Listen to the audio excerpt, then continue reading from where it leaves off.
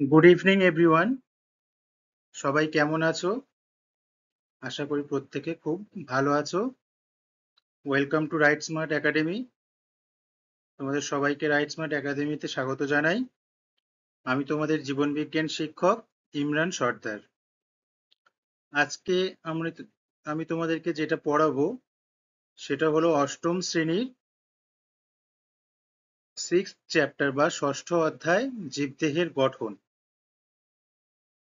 চলো তাহলে ক্লাসটা শুরু করা যাক। আচ্ছা, সজীব এবং জড় আমরা কাদেরকে বলছি? সজীব এবং জড় কাদেরকে বলছি তার আগে আমরা এটা জানি যে এই যে বলছি জীব দেহের গঠন, জীব মানে কাদেরকে বলা হয়? কেউ কি জানো, বলতে পারবে জীব কাদেরকে বলা হয়? জীব মানে আমরা জানি এক হলো প্রাণী এবং উদ্ভিদ, এদেরকে ঘিরেই তো জীব, সারা জীব শ্রেণী গঠিত। তাহলে জীব কাদেরকে আমরা বলছি? এক হলো প্রাণী এবং দ্বিতীয় হলো উদ্ভিদ, প্রাণী জগৎ এবং সমগ্র উদ্ভিদ জগৎকে নিয়েই জীবজগৎ গঠিত। তাহলে প্রাণী এবং উদ্ভিদকে নিয়েই হচ্ছে সমস্ত জীব। এই জীবের মধ্যে সজীব কাদেরকে বলছি এবং জড় কাদেরকে বলছি? সজীব মানে দেখো, যাদের মধ্যে, সজীব মানে হলো যাদের মধ্যে জীবন রয়েছে, হ্যাঁ, যারা বহিস্থ উদ্দীপনায় সাড়া দেয়, পরিবেশের বহিস্থ উদ্দীপনায় সাড়া দেয়, তাদেরকে আমরা সজীব বলতে পারি। তাহলে বোঝা গেল সজীব কাদেরকে বলছি। তাহলে যাদের মধ্যে জীবন আছে, যারা চলাফেরা করতে পারে, যারা দৌড়তে পারে, যারা পরিবেশের বিভিন্ন উদ্দীপনায় সাড়া দিতে পারে, তাদেরকে আমরা কি বলছি? সজীব। আর জড় পদার্থ কাদেরকে বলছি? যারা নড়াচড়া করতে পারে না বা স্থির, বা যাদের মধ্যে প্রাণ নেই। নড়াচড়া কারা করতে পারে না? স্থির কারা থাকে? যাদের মধ্যে, যাদের শরীরে বা যাদের দেহে কোনো প্রাণের বৈশিষ্ট্য লক্ষ্য করা যায় না, তাদেরকে আমরা কি বলি? না, জড় পদার্থ। এখানে ধরো, দেখো এক্সাম্পল হিসেবে দিয়েছি, এখানে একটা মানুষ রয়েছে, মানুষের চেয়ে তুলনায় বৃহৎ আকৃতির এলিফ্যান্ট রয়েছে, এগুলি কি? অ্যানিমেলস। তারপর জেব্রা রয়েছে।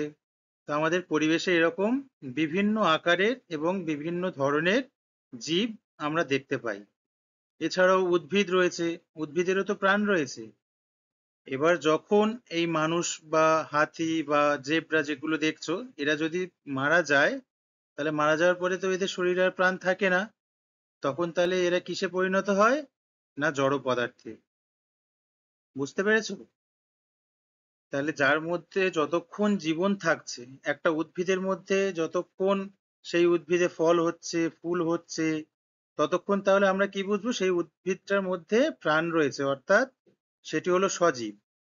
আর যেই যখন দেখবো গাছের সমস্ত পাতা ঝরে গেছে, গাছ বলে না ন্যাড়া ন্যাড়া দেখতে লাগে কিছু কিছু গাছ, যেগুলো যে গাছের পাতা থাকে না বা শুকিয়ে যায়, তাহলে সেই গাছগুলোকে কি বলতে পারি? না, জড় পদার্থে তারা পরিণত হয়, কারণ তাদের মধ্যে জীবন শেষ হয়ে যায়। তাহলে সজীব কাকে বলছি এবং জড় পদার্থ কাকে বলছি, আশা করি বুঝতে পেরেছো। হ্যাঁ, এই দেখো এখানে ইট, আমাদের পরিবেশে আমরা চলার পথে দেখতে পাই না, রাস্তাঘাটে রাস্তার পাশে ইট পড়ে আছে, বালি পড়ে আছে, সিমেন্ট পড়ে আছে, বা স্টোন চিপ বা পড়ে আছে। এগুলো কি? এগুলোর মধ্যে কোনো প্রাণ নেই, তাহলে এদেরকে আমরা কি বলছি? জড়। আর সজীব কাদেরকে বললাম তাহলে? যাদের মধ্যে প্রাণ রয়েছে, যারা পরিবেশের বিভিন্ন বহিস্থ উদ্দীপনায় সাড়া দিতে সক্ষম, তাদেরকে আমরা কি বলছি? সজীব। তাহলে সজীব এবং জড়, এদের কি পার্থক্য এবং কাদেরকে আমরা সজীব এবং জড় বলছি, আশা করি বুঝতে পেরেছো সবাই। প্রত্যেকে বলবে বুঝতে পেরেছো কিনা। যদি বুঝতে না পারো অবশ্যই আমাকে বলবে, আমি দ্বিতীয়বার রিপিট করে দেব। চলো, সবাই বুঝতে পেরেছো? Very good. আচ্ছা দেখো, আমরা যে, আমি, তুমি বা আমাদের আশেপাশে আমার বা আমাদের বাবা মা, আমাদের আত্মীয় স্বজন, সবাই, দেখো আমরা শ্বাস প্রশ্বাস নিই, আমরা মানুষেরা কি নিঃশ্বাস নিই, খাদ্য হজম করি, দেহে উৎপন্ন যে বর্জ্য পদার্থ হয় সেটা আমরা বার করে দিই, এবং নিজেদের সংখ্যা আমরা নিজেরাই বৃদ্ধি করতে পারি। এই যে এক বা একাধিক কাজ আমাদের দেহেতে হয় তো, তাহলে এগুলো কিভাবে হয় এবং কাদের দ্বারা এই কাজগুলো সংগঠিত হয়? তাহলে আমাদের মানব শরীরের তো বিভিন্ন অঙ্গ প্রত্যঙ্গ থাকে। তোমাদের হাত রয়েছে, পা রয়েছে, বা আমাদের সবার চোখ রয়েছে, কান রয়েছে, চুল রয়েছে। তাহলে প্রত্যেকটা শরীরের অঙ্গ প্রত্যঙ্গ রয়েছে। আমাদের শরীর নিশ্চয়ই একটা অঙ্গ দিয়ে গঠিত নয়, প্রত্যেকটা বিভিন্ন আলাদা আলাদা অঙ্গ নিয়ে গঠিত। যেমন কি কি, হাত, পা, চোখ, কান, নাক, মুখ, এগুলো কি আমাদের শরীরের বাইরের অঙ্গ প্রত্যঙ্গ।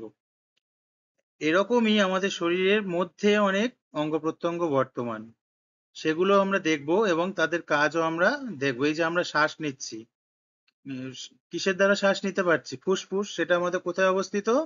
শরীরের মধ্যে অবস্থিত। সেটাও একটা আমাদের শরীরের কি একটা অঙ্গ, এবং খুব গুরুত্বপূর্ণ একটা অঙ্গ। ফুসফুস না হলে আমরা শ্বাস প্রশ্বাস নিতে পারবো না, যার ফলে কি হবে? শ্বাস প্রশ্বাস না নিতে পারলে কি হয়? আমরা মারা যাব। তাহলে এই যে আমরা শ্বাস নিচ্ছি, যে খাদ্য আমরা খাচ্ছি প্রত্যেক দিন, আমাদের যে প্রয়োজনীয় খাদ্য আমরা খেয়ে থাকি, কিসের জন্য? বেঁচে থাকার জন্য। আবার খাদ্য খাওয়ার পরে যে আমরা বর্জ্য পদার্থ ত্যাগ করছি, হুম, সেগুলি, এবং নিজেদের যে আমরা আমরা নিজেদের সংখ্যা কি করতে পারি? নিজেরা বৃদ্ধি করতে পারছি। এই ধরনের এক বা একাধিক কাজ করতে আমাদের দেহে কি থাকে? কি থাকার জন্য আমরা এই ধরনের কাজগুলো করতে পারি? দেখো, খাদ্য হজম করার জন্য পাকস্থলী এবং ক্ষুদ্রান্ত। তাহলে আমাদের খাদ্য হজম করার জন্য দায়ী কারা? কোন কোন অঙ্গ? না, পাকস্থলী এবং ক্ষুদ্রান্ত, যেগুলি আমাদের শরীরের মধ্যে বর্তমান। আচ্ছা, শ্বাসবায়ু নেওয়া এবং ছাড়ার জন্য কি আছে? না, ফুসফুস। ফুসফুস নামক একটা অঙ্গ রয়েছে, যেটা আমাদের শরীরের মধ্যে বর্তমান। তাহলে ফুসফুসের কাজ কি? শ্বাসবায়ু নেওয়া এবং ছাড়া। আর রক্তকে দেহের দূরতম প্রান্তে পৌঁছে দেওয়ার জন্য কে রয়েছে? না, হৃৎপিণ্ড। হৃৎপিণ্ড আমাদের জীবনের একটা অন্যতম গুরুত্বপূর্ণ অঙ্গ তো। কারণ হৃৎপিণ্ড যদি না চলে, আমাদের শরীরে রক্তের প্রবাহ যদি না হয়, তাহলে আমরা খুব তাড়াতাড়ি মারা যাব, বাঁচবই না। তাহলে আমাদের অস্তিত্ব কি হবে? সংকটে পড়ে যাবে। সুতরাং হৃৎপিণ্ড একটা গুরুত্বপূর্ণ শরীরের অঙ্গ আমাদের। হৃৎপিণ্ডের কাজ কি তাহলে? রক্তকে দেহের এক প্রান্ত থেকে অপর প্রান্তে পৌঁছে দেওয়া এবং সমস্ত অঙ্গের মধ্যে যোগসাজশ গড়ে তোলা, যার জন্য কি হচ্ছে? আমরা বেঁচে থাকতে পারছি। দেহের বর্জ্যকে মূত্রের মাধ্যমে বের করে দেওয়ার জন্য কে কাজ করে? না, বৃক্ক। তাহলে বৃক্কের কাজ কি? দেহের বিভিন্ন যে বর্জ্য পদার্থ রয়েছে, সেটা মূত্রের মাধ্যমে বের করে দেয় কে? না, বৃক্ক। আর উদ্দীপনা গ্রহণ ও তাকে উত্তেজনায় রূপান্তরের জন্য দায়ী আমাদের শরীরের কোন অঙ্গ? মস্তিষ্ক। আমাদের শরীরের মাথাই তো আমাদেরকে কন্ট্রোল করে। আমাদের শরীরে বিভিন্ন অঙ্গ রয়েছে, প্রত্যঙ্গ রয়েছে, সেগুলোকে পরিচালনা করে তাহলে কে? না, মস্তিষ্ক। মস্তিষ্ক দিয়ে অর্ডার আসলেই, হ্যাঁ, তোমার ধরো কোনো বন্ধু ইয়ার্কি করে তোমাকে মারলো, তাহলে তোমার বন্ধু যে মারলো এবং তোমাকে যে লাগলো, এই যে উদ্দীপনাটা কার দ্বারা আমরা বুঝতে পারি? না, মস্তিষ্কের মাধ্যমে। হ্যাঁ, মস্তিষ্কের মধ্যে অনেক ধরনের গ্রন্থি রয়েছে, সেগুলো আমরা আরো পরে ডিটেলসে জানবো। বিভিন্ন ধরনের অন্তঃক্ষরা গ্রন্থি রয়েছে, সেগুলোও কাজ করে উদ্দীপনা গ্রহণ করার ক্ষেত্রে। তাহলে আমরা সর্বোপরি কি জানবো? উদ্দীপনা গ্রহণ এবং সেই উদ্দীপনাকে উত্তেজনায় রূপান্তরের জন্য কে দায়ী? না, মস্তিষ্ক।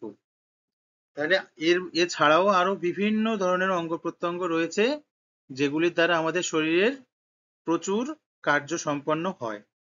আমি কয়েকটি উদাহরণ দিয়ে তোমাদেরকে বোঝানোর চেষ্টা করলাম যে আমাদের দ্বারা যেসব কার্য হয় তার জন্য কোন কোন অঙ্গ দায়ী থাকে। এই অবধি বুঝতে পেরেছো আশা করি সবাই? ঠিক আছে, চলো। এরপরে আমরা জানবো কোষ কি, এবং কোষকে আমরা কি বলতে পারি, বা কোষকে কি বলা হয়। আচ্ছা, কোষ কি বা কোষকে কি বলা হয়, সেটা জানার আগে তোমাদেরকে একটা এক্সাম্পল দিয়ে বলি। যে একটা তোমরা প্রত্যেকে নিজেদের বাড়িতে থাকো, তোমাদের প্রত্যেকের বাড়ি একটা একটা নির্দিষ্ট এরিয়া বা নির্দিষ্ট এলাকা নিয়ে গঠিত। কারোর বাড়ি অনেকটা বড় হয়, উঠান থাকে, খেলাধুলোর জায়গা থাকে, হ্যাঁ, কারোর সুইমিং পুল থাকে, সবার থাকে না, কারো কারো থাকে। সুতরাং সবার বাড়ির আয়তন সমান হয় না, তাই তো? তাহলে প্রত্যেকের বাড়ি বিভিন্ন মাপের হয়, বিভিন্ন আয়তনের হয়। তো এই বাড়ির মধ্যে কি কি থাকে? যেমন বললাম, বাড়ির মধ্যে থাকে তোমার প্রধানত প্রধান জিনিস কি থাকে না, ঘর। সেই ঘর ছাড়া আরো কি কি থাকে বললাম? উঠান থাকে, আরো যাবতীয় জিনিস থেকে থাকে। এবার সেই যে ঘর, বাড়ির মধ্যে যে প্রধান জিনিস যে ঘর, বাড়িটা ধরো তুমি যদি বলো আমার বাড়ি আছে, অথচ তুমি কোথায় থাকো? না, আমি বাড়িতে থাকি। অথচ তোমার বাড়িতে কোনো ঘর নেই। তাহলে ঘরহীন কি তো কোনো বাড়ি হয়? ঘরহীন নিশ্চয়ই কোনো বাড়ি হয় না। তুমি একটা ফাঁকা জায়গা দেখিয়ে বলতে পারো না যে এটা আমার বাড়ি। সেটা কি বলা যায়? সেটা যুক্তিসঙ্গত হবে না, তুমি বললেও সেটা যুক্তিসঙ্গত হবে না। কারণ ঘর ছাড়া বাড়ি বলা যায় না। ঠিক তেমনই দেখো, ঘর তাহলে কি হলো? একটা বাড়ির একটা প্রধান অঙ্গ। আচ্ছা, সেই ঘরটা এবার বাড়ির মধ্যে তাহলে কি থাকছে? ঘর। আর সেই ঘরটা কি দিয়ে তৈরি? না, ঘরটার মেন যে জিনিস দিয়ে তৈরি সেটা হলো কি? ইট। ইট ছাড়া কি বাড়ি হবে? ইট বা পাথর। ইট বা পাথর ছাড়া বাড়ি তৈরি হয় না। ইট দিয়ে গেঁথে তবে একটা ঘর তৈরি হয়, তো সরি, ঘর। ইট দিয়ে ঘর তৈরি হয়। ইট ছাড়া নিশ্চয়ই কোন ইট বা পাথর ছাড়া নিশ্চয়ই কোনো ঘর তৈরি হতে পারে না। সেই জন্য কি বলছে দেখো, কয়েক কিছু ইট মিলে গঠিত হচ্ছে একটা বাড়ি, এই একটা ঘর। আর একটা ঘর তাহলে কোথায় থাকছে? একটা বাড়ির মধ্যে। তাহলে সব আমরা প্রথম দিয়ে যদি জানি বা বৃহৎ আকার দিয়ে যদি দেখতে চাই, তাহলে সবচেয়ে বড় বা সবচেয়ে উপরে কে আছে? বাড়ি। বাড়ির মধ্যে থাকছে কে? ঘর। এবং সেই ঘর কি দিয়ে তৈরি? না, ইট দিয়ে তৈরি। তাহলে সবচেয়ে ক্ষুদ্রতম অঙ্গটা কি? সেটা হলো ইট। তাই আমরা বলতে পারি, হ্যাঁ, একটা বাড়ির ক্ষুদ্রতম একক হলো ইট, বা একটা ঘরের ক্ষুদ্রতম একক হলো ইট, বা গঠনগত একক বা গঠনগত পদার্থ। কারণ ইট দিয়েই গঠিত হচ্ছে একটা ঘর। সেই জন্য একটা ঘরের গঠনগত পদার্থকে আমরা কি বলছি? না, ইট। এই এক্সাম্পলটা কেন দিলাম তোমরা বুঝতে পারবে এখন। দেখো, আমাদের যেমন একটা বাড়ি বলছিলাম, বাড়িটা আমাদের শরীর মনে করো। তাহলে আমাদের শরীর যদি একটা বাড়ি হয়, বাড়ির মধ্যে যেমন বিভিন্ন ধরনের অংশ থাকে, বা বাড়ির বিভিন্ন অঙ্গ থাকে, উঠান, ঘর, খেলার জায়গা, তেমনি আমাদের বাড়ি যদি আমাদের শরীরকে ধরি, তাহলে আমাদের শরীরেও বিভিন্ন অঙ্গ প্রত্যঙ্গ রয়েছে। হ্যাঁ, তো সেই অঙ্গ প্রত্যঙ্গের মধ্যে প্রধান কিছু অঙ্গ প্রত্যঙ্গ রয়েছে, যেমন বলছিলাম হৃৎপিণ্ড, হ্যাঁ, ফুসফুস প্রভৃতি। এই যে হৃৎপিণ্ড এবং ফুসফুস, এই যে প্রধান অঙ্গ, এগুলি আবার কি কি কি দিয়ে তৈরি? না, কোষ দিয়ে তৈরি। তাহলে আমরা কোষকে কি বলছি? আমাদের শরীরের একটা ক্ষুদ্রতম এবং গঠনগত একককে কি বলছি তাহলে? কোষ। যেহেতু কোষটা কি হচ্ছে? একদম ক্ষুদ্রতম, একদম। কোষ দিয়ে তাহলে গঠিত হচ্ছে কি? শরীরের অঙ্গ, বিভিন্ন অঙ্গ প্রত্যঙ্গ, এবং বিভিন্ন অঙ্গ প্রত্যঙ্গ দ্বারা গঠিত হচ্ছে একটা মানব শরীর। তাহলে আমরা দেখো, কোষ কি এবং কোষকে কি বলা হয়? তাহলে আমরা কোষকে কি বলা হয় জানলাম। কোনো জীবদেহের গঠনগত ও কার্যগত ক্ষুদ্রতম একক হলো কোষ। তাহলে কোষকে কেন ক্ষুদ্রতম এবং গঠনগত একক বলছি? কোষ দিয়ে আমাদের বিভিন্ন অঙ্গ প্রত্যঙ্গ গঠিত, এবং সেই অঙ্গ প্রত্যঙ্গ দ্বারা আমাদের মানব শরীর গঠিত হয়। সেই জন্য একেবারে নিচ দিয়ে শুরু হচ্ছে, কারণ কোষ দিয়ে শুরু হচ্ছে। কোষ ছাড়া কোনো মানব শরীর গঠন হওয়া সম্ভব নয়। তাই তো, মানব শরীর থেকে শুরু করে তুমি উদ্ভিদ দেহও বলতে পারো, কারণ জীবের মধ্যে উদ্ভিদ এবং প্রাণী দুটোই পড়ছে। তাহলে উদ্ভিদ এবং প্রাণী দুজনেরই ক্ষেত্রে ক্ষুদ্রতম এবং কার্যগত একক হলো কোষ। কোষ দিয়েই আমরা তৈরি। দেখো পাশে একটা ছবি দিয়েছি, দেখো অঙ্গ, এটা একটা ফুসফুসের ছবি, এটাই আমাদের শরীরের একটা অঙ্গ। সেই অঙ্গ কি দিয়ে গঠিত হচ্ছে? কলা দিয়ে গঠিত হচ্ছে। এটা জেনে রাখো যে কয়েক গুচ্ছ কোষ দিয়ে গঠিত হয় কলা। কোষের চেয়ে কলা বড়। কোষ একদম ক্ষুদ্রতম, তার উপরে কি হয়? কলা। কয়েকগুচ্ছ কোষ দিয়ে একটা কলা তৈরি হয় এবং সেই কলা থেকে একটা অঙ্গ তৈরি হচ্ছে। তাহলে বোঝা গেল কোষ একদম ক্ষুদ্রতম, তাই আমরা কোষকে কি বলে থাকি? জীবদেহের গঠনগত ও কার্যগত ক্ষুদ্রতম একক হলো কোষ। এরা এতটাই ছোট হয় যে মাইক্রোস্কোপ ছাড়া সাধারণত এদের খালি চোখে দেখা যায় না। তাহলে কোষ এতটাই ক্ষুদ্র হয় যে মাইক্রোস্কোপ নামক যন্ত্র ছাড়া আমরা কোষকে সাধারণত খালি চোখে দেখতে পাই না। কিছু ব্যতিক্রমও রয়েছে, তা ব্যতিক্রম নিশ্চয়ই উদাহরণ হয় না, সেই জন্য আমরা ব্যতিক্রম নিয়ে এখানে আলোচনা করব না। সার্বিকভাবে আমরা এটাই জানবো যে কোষ এতটাই ছোট হয় যে মাইক্রোস্কোপ ছাড়া সাধারণত এদের খালি চোখে দেখা যায় না। তাহলে কোষ কি? কোষ হলো, পুরোটাই বুঝিয়ে বললাম, কোষ তাহলে কি? কোষ হলো জীবদেহের গঠনগত ও কার্যগত ক্ষুদ্রতম একক। যদি কোশ্চেনে আসে কোষ কি, তাহলে তোমরা এটাই লিখবে যে কোষ হলো জীবদেহের গঠনগত ও কার্যগত ক্ষুদ্রতম একক। এবং এরা এতটাই ছোট হয় যে, এদের গঠন কেমন? এরা এতটাই ছোট হয় যে মাইক্রোস্কোপ ছাড়া সাধারণত এদের খালি চোখে দেখা যায় না। তাহলে বোঝাতে পারলাম কোষ কি এবং এদেরকে কি বলা হয়। ঠিক আছে, চলো এবার আমরা দেখব কোষের আবিষ্কারক কে এবং কখন কোষ আবিষ্কৃত হয়েছিল এবং কোষ দেখতে কেমন হয়। দেখো কিভাবে এই কোষের কথা জানা গেল।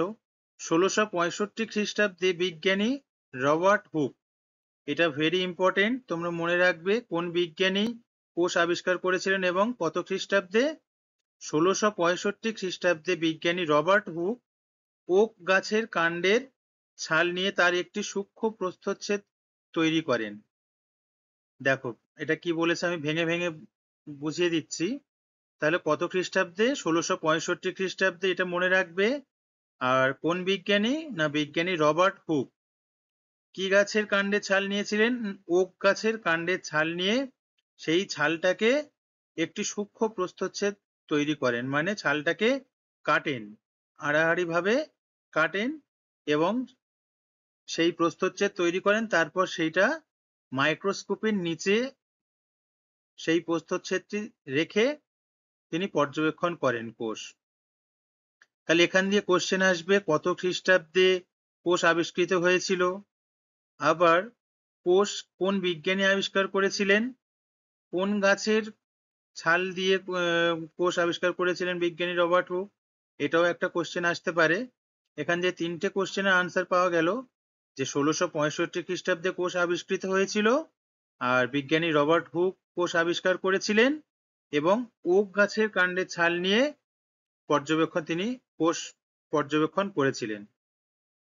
তারপর নিজের তৈরি মাইক্রোস্কোপের নিচে সেই প্রস্থচ্ছেদ দেখার সময় তিনি খেয়াল করেন মৌচাকের প্রকোষ্ঠের মতো অসংখ্য কুঠুরি।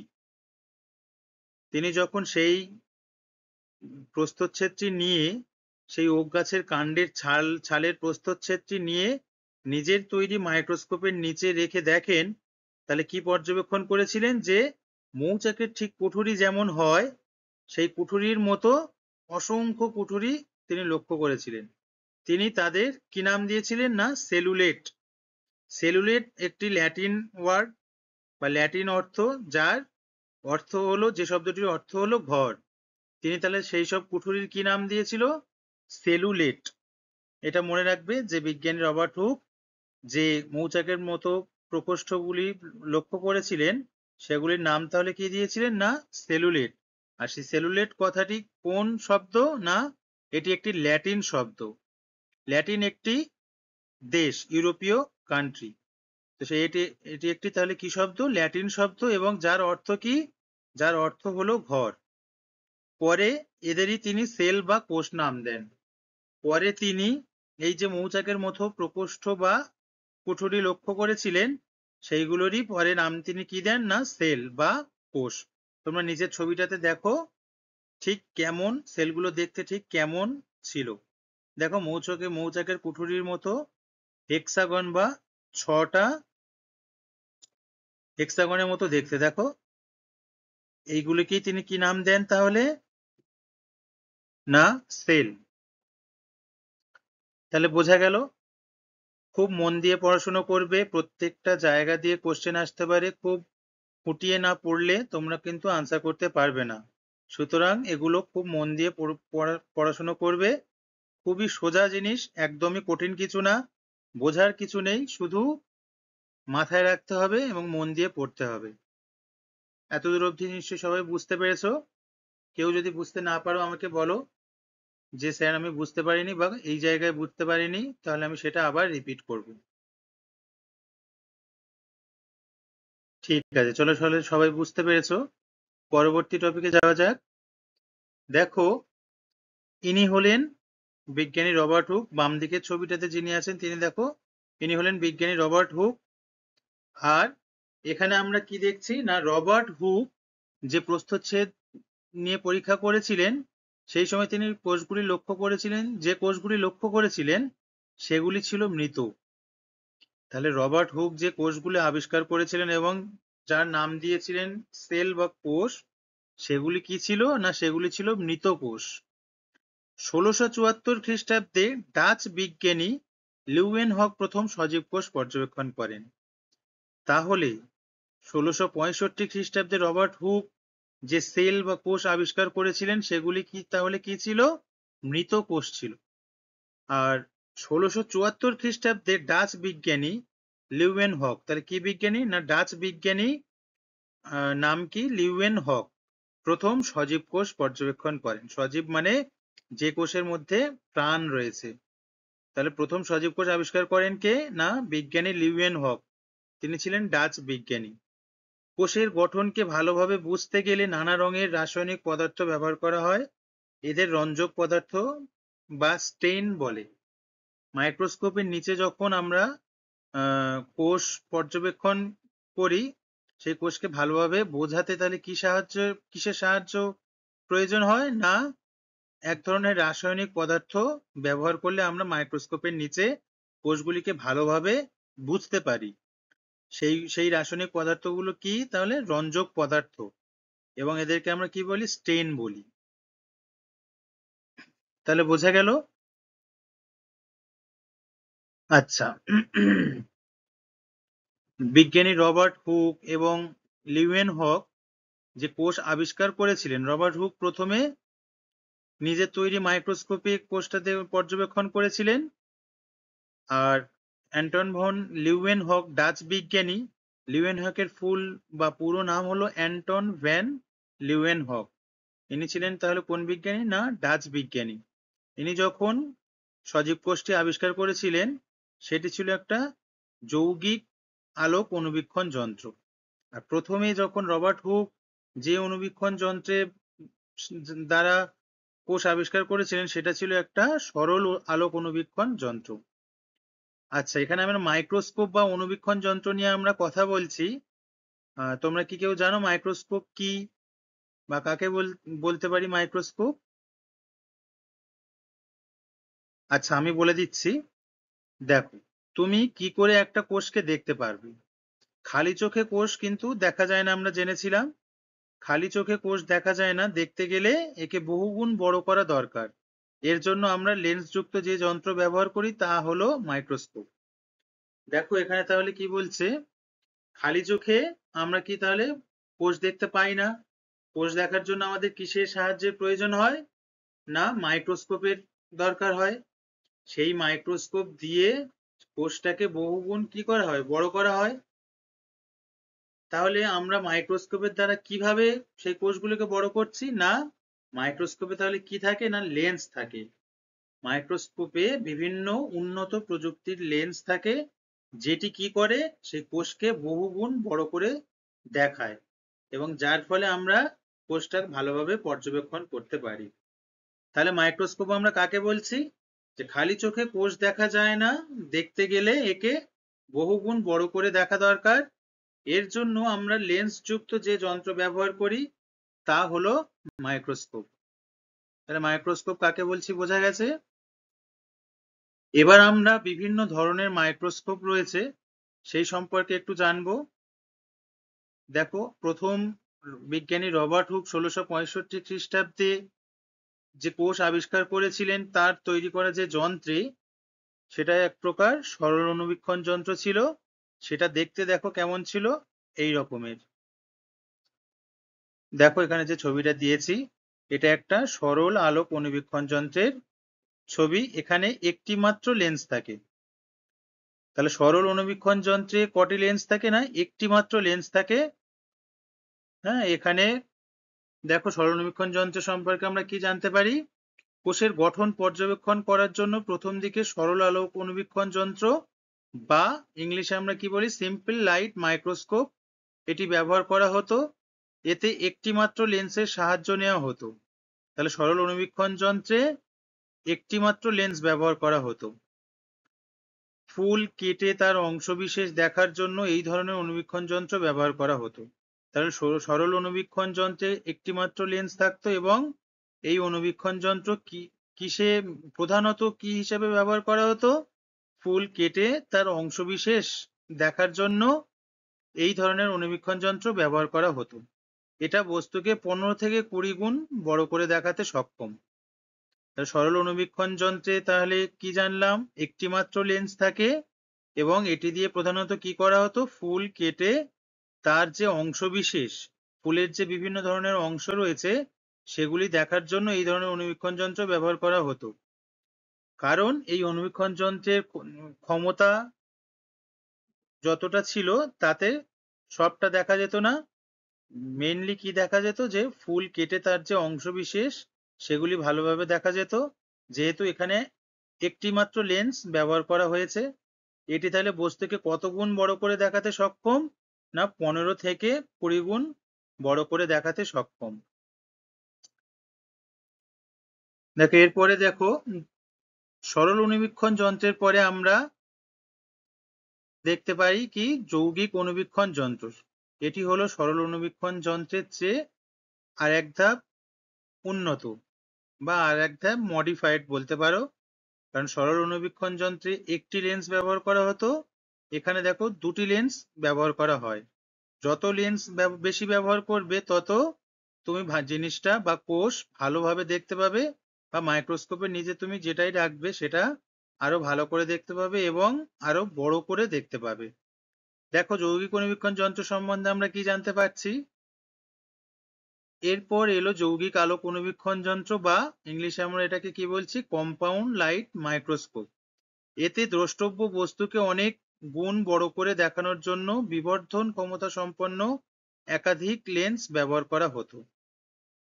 তাহলে যেটা বলছিলাম আমি শুরুতেই, যে সরল অণুবীক্ষণ যন্ত্রে একটি লেন্স ব্যবহার করা হয়েছিল, এখানে একাধিক লেন্স ব্যবহার করা হয় বা একের অধিক। যৌগিক অণুবীক্ষণ যন্ত্রে আমরা দুটি লেন্স দেখতে পাই।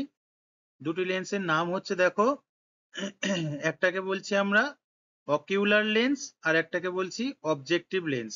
খুব ইম্পর্টেন্ট, তোমরা এটা মনে রাখবে। যৌগিক অণুবীক্ষণ যন্ত্রে তাহলে কি কি লেন্স ব্যবহার করা হয়, এক হলো অকিউলার লেন্স আর দ্বিতীয় হলো অবজেক্টিভ লেন্স। ভালো করে প্রত্যেকটা ওয়ার্ড প্রত্যেকটা শব্দ সঠিক প্রোনাউন্স করে পড়াশোনা করবে, নইলে পড়ার সময় তো পড়ে নেবে কিন্তু পরীক্ষায় লেখার সময় ভুল বানান হয়ে গেলে কিন্তু মার্কস কাটা যাবে। সুতরাং প্রত্যেকটা শব্দ প্রত্যেকটা সায়েন্টিফিক নাম বিজ্ঞানসম্মত নাম ভালো করে সঠিকভাবে বুঝে পড়তে হবে, না হলে ভুল হয়ে যাওয়ার সম্ভাবনা থাকবে, নাম্বার কিন্তু পাবে না। তোমার মনে হবে যে আমি লিখে দিয়ে এসেছি লেন্সের নাম, কিন্তু বানান তুমি ভুল করে দিয়ে এসছো সেটা তুমি জানো না, পরীক্ষার খাতায় কিন্তু নাম্বার অটোমেটিক কি হবে না, কমে যাবে। সেই জন্য প্রত্যেকটা জিনিস খুঁটিয়ে পড়বে। তাহলে আমরা সরল অণুবীক্ষণ যন্ত্র এবং যৌগিক অণুবীক্ষণ যন্ত্রের মধ্যে কি পার্থক্য দেখতে পেলাম। সরল অণুবীক্ষণ যন্ত্রে একটি মাত্র লেন্স থাকে আর যৌগিক অণুবীক্ষণ যন্ত্রে দুটি লেন্স থাকে। যৌগিক অণুবীক্ষণ যন্ত্রে দুটি লেন্সের নাম কি, এক হলো অকিউলার লেন্স আর দ্বিতীয় হলো অবজেক্টিভ লেন্স। এটা তোমরা মনে মনে রাখবে, এখানে বোঝানোর কিছু নেই। এগুলো হচ্ছে লেন্সের, এক একটা লেন্সের নাম। এই লেন্সগুলোর জন্য কি হয়, যে দ্রষ্টব্য বস্তু, যে বস্তুকে মাইক্রোস্কোপের নিচে রাখা হয়েছে সেগুলিকে বহুগুণ বড় করে দেখা যায় এবং সরল অণুবীক্ষণ যন্ত্রের চেয়ে অনেক গুণ বড় করে দেখা যায়। দেখো, এই অণুবীক্ষণ যন্ত্রে দৃশ্যমান আলো দ্বারা দ্রষ্টব্য বস্তুকে আলোকিত করা হয়। এর জন্য একটি বিশেষ ধরনের আয়নার সাহায্য নেওয়া হয়। তাহলে দেখো, এখানে এই অণুবীক্ষণ যন্ত্রে কি হচ্ছে না, দৃশ্যমান আলোর দ্বারা দ্রষ্টব্য বস্তুকে আলোকিত করা হচ্ছে এবং তার জন্য কে সাহায্য করছে না, একটা আয়না। তাহলে এখানে এক্সট্রা করে একটা আয়না থাকছে, যার যার দ্বারা আমরা কি করছি, আরো ভালো করে আলো প্রতিফলিত করে জিনিসটাকে আমরা আরো উজ্জ্বল করে দেখছি। যে বস্তুটাকে আমরা মাইক্রোস্কোপে দেখছি সেটা আরো উজ্জ্বল করে দেখতে পাচ্ছি এবং সেটা সাহায্য করছে কে, একটা অতিরিক্ত আয়না, যেটা যৌগিক অণুবীক্ষণ যন্ত্রে সঠিক জায়গায় লাগানো থাকে। এই ধরনের লেন্স ব্যবহারের ফলে দ্রষ্টব্য বস্তুকে 2000 থেকে 4000 গুণ বড় করে দেখা সম্ভব। দেখো তাহলে কতটা বড় করে একটা বস্তুকে দেখা সম্ভব এই যন্ত্রের দ্বারা, 2000 থেকে 4000 গুণ বড় করে দেখা সম্ভব। যেটা আমরা সরল অণুবীক্ষণ যন্ত্রে দেখছিলাম একটা বস্তুকে মাত্র 15 থেকে 20 গুণ বড় করে দেখছিলাম, সেই জায়গায় যদি কোনো বস্তুকে আমরা 2000 থেকে 4000 গুণ বড় করে দেখি, তাহলে আমরা কতটা বড় করে দেখতে পাচ্ছি বুঝতে পারছো। তাহলে সরল অণুবীক্ষণ যন্ত্রে আর যৌগিক অণুবীক্ষণ যন্ত্রের মধ্যে তাহলে কত বড় ডিফারেন্স বা কত বড় পার্থক্য বোঝা যাচ্ছে। একটা জিনিসকে আমি 15 থেকে 20 গুণ বড় করে যা দেখতে পাবো, তার 2000 থেকে 4000 গুণ বড় করে দেখলে নিশ্চয়ই আরো অনেক ডিটেলে দেখতে পাবো, একদম সূক্ষ্ম ভাবে আমরা দেখতে পাবো। তাহলে সেটা কি, সেটা আমাদের জন্য আরো বেশি উপকৃত হবে। আচ্ছা, এবার আমরা দেখি যৌগিক অণুবীক্ষণ যন্ত্রে ব্যবহার কোথায় কোথায় হয়। দেখো, যৌগিক অণুবীক্ষণ যন্ত্রের ব্যবহার। যৌগিক আলোক অণুবীক্ষণ যন্ত্র কোথায় কোথায় ব্যবহার করা হয়। দেখো, ব্যাকটেরিয়া, শৈবাল, ছত্রাক, বিভিন্ন এককোষী ও বহুকোষী প্রাণীর দেহের বহির্গঠন জানার জন্য। এখানে দেখো একটা নতুন শব্দ তোমরা শুনছো, যে এককোষী এবং বহুকোষী প্রাণী। আমরা তো পড়েছি কোষ দিয়ে প্রাণীর গঠিত হয় বা উদ্ভিদ গঠিত হয়, এককোষী এবং বহুকোষী আবার কি। দেখো, কোষ দ্বারা তো প্রাণী দেহ গঠিত হচ্ছে, এরকম অনেক প্রাণী আছে যেগুলো একটা মাত্র কোষ দিয়েই গঠিত। আবার যেমন মানুষ, ঘোড়া, হাতি, বিভিন্ন ধরনের প্রাণী যেগুলো তোমরা দেখতে পাও, সেগুলো কিন্তু বহুকোষী বা অনেক বেশি কোষ দ্বারা গঠিত। আবার এমন কিছু প্রাণী আছে যারা আবার একটি মাত্রই কোষ দিয়ে গঠিত, তাদের পুরো শরীরটাই সেই কোষ বলতে পারো। তাহলে এরকম একটি প্রাণীর উদাহরণ হচ্ছে অ্যামিবা। এগুলো আমি তোমাদেরকে আস্তে আস্তে পরের আরো ডিটেলসে বোঝাবো। আপাতত এককোষী এবং বহুকোষী জিনিসটা কি জেনে নাও। তাহলে এককোষী কি, একটি মাত্র কোষ দ্বারা গঠিত, আর বহুকোষী হলো অনেক প্রচুর পরিমাণে কোষ দ্বারা গঠিত, যেমন মানুষ। তাহলে কোথায় ব্যবহার করা হয় যৌগিক আলোক অণুবীক্ষণ যন্ত্র, না ব্যাকটেরিয়া, শৈবাল, ছত্রাক, বিভিন্ন এককোষী ও বহুকোষী প্রাণীর দেহের বহির্গঠন জানার জন্য। তাহলে এইসব প্রাণীদের যে বহির্গঠন, তাদের যে বডি স্ট্রাকচার বা দেহের গঠন, দেহের বাইরের কেমন গঠন, সেগুলো জানার জন্য ব্যবহার করা হয় কোন যন্ত্র, না যৌগিক অণুবীক্ষণ যন্ত্র। এছাড়াও দেখো, উদ্ভিদ দেহের বিভিন্ন অংশ থাকে, যেমন প্রাণী দেহের বিভিন্ন অংশ রয়েছে। উদ্ভিদ দেহের অংশগুলি কি, না মূল, কাণ্ড, পাতা প্রভৃতি জিনিস নিয়ে তো উদ্ভিদ তৈরি।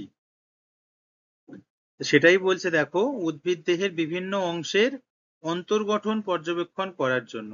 এই যে উদ্ভিদের মূলের মধ্যে কি আছে, উদ্ভিদের যে কাণ্ড তার মধ্যে কি আছে, উদ্ভিদের পাতা, বিভিন্ন উদ্ভিদের পাতা বিভিন্ন ধরনের হয় না, আম গাছের পাতা একরকম, জাম গাছের পাতা একরকম, আঙুর গাছের, লেবু গাছের পাতা আরেক রকমের হয়, এবং আলাদা হয় মানে তাদের বৈশিষ্ট্য এবং কাজও আলাদা। সেই জিনিসগুলো, সেই প্রত্যেকটা পাতার অন্তর্গঠন জানার জন্য ব্যবহার করা হয় তাহলে কি না যৌগিক অণুবীক্ষণ যন্ত্র। জীবদেহের বিভিন্ন অঙ্গ ও তার প্রস্থচ্ছেদ করে তার কলার গঠন জানার জন্য ব্যবহার করা হয় কি যৌগিক অণুবীক্ষণ যন্ত্র। দেখো, জীবদেহের বিভিন্ন অঙ্গ রয়েছে এবং সেই অঙ্গগুলির প্রস্থচ্ছেদ করে, অঙ্গগুলি কি দিয়ে গঠিত আমরা পড়েছিলাম না কলা দিয়ে অঙ্গগুলো গঠিত, এবং সেই কলা আবার কি দিয়ে গঠিত, কয়েক গুচ্ছ কোষ দ্বারা গঠিত হয় কলা। তাহলে এখানে কি বলছে, জীবদেহের বিভিন্ন অঙ্গ এবং তার প্রস্থচ্ছেদ করে তার কলার গঠন জানার জন্য ব্যবহার করা হয় যৌগিক অণুবীক্ষণ যন্ত্র। এছাড়াও কোষের ভিতরে বিভিন্ন ধরনের অঙ্গাণু থাকে এবং কোষের বাইরের পর্দার গঠন জানার জন্য ব্যবহার করা হয়। তাহলে কোষের ভিতরে বিভিন্ন অঙ্গাণু থাকে, সেগুলোকে আমরা কি বলি, কোষ অঙ্গাণু। আর কোষের বাইরের বিভিন্ন কোষের বাইরে কি থাকে, কোষ পর্দা থাকে। সেই কোষ পর্দার গঠন জানার জন্য তাহলে আমরা কি ব্যবহার করছি না যৌগিক অণুবীক্ষণ যন্ত্র। তাহলে বোঝা গেল যৌগিক অণুবীক্ষণ যন্ত্র আমরা কোথায় কোথায় ব্যবহার করতে পারি। চলো, ভেরি গুড, এই অবধি আশা করি সবাই বুঝতে পেরেছো। তাহলে চলো, আজকের ক্লাসটা আমরা এই অবধি রাখলাম। দেখা হবে তোমাদের সাথে পরের ক্লাসে। ততক্ষণের জন্য সবাই ভালো থাকবে। টাটা।